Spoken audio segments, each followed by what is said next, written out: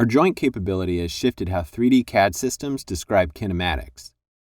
Most CAD tools use geometric mates and constraints to restrict the degrees of freedom gradually. Well, Fusion 360 Joints flips the script on that and allows you to slowly open up degrees of freedom. But it has its limits, and one of those is the ease of kinematic assemblies.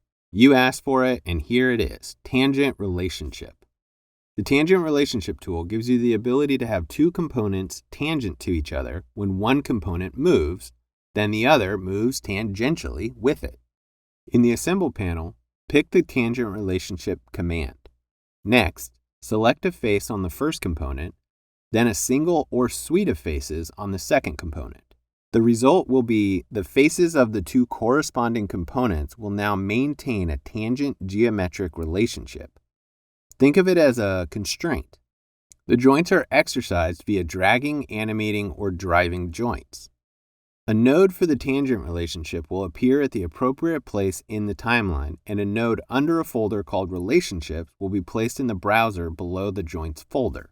Just remember, if you've used contact sets in the past, you need to not use them here. That's a workflow to cancel out the tangent relationship.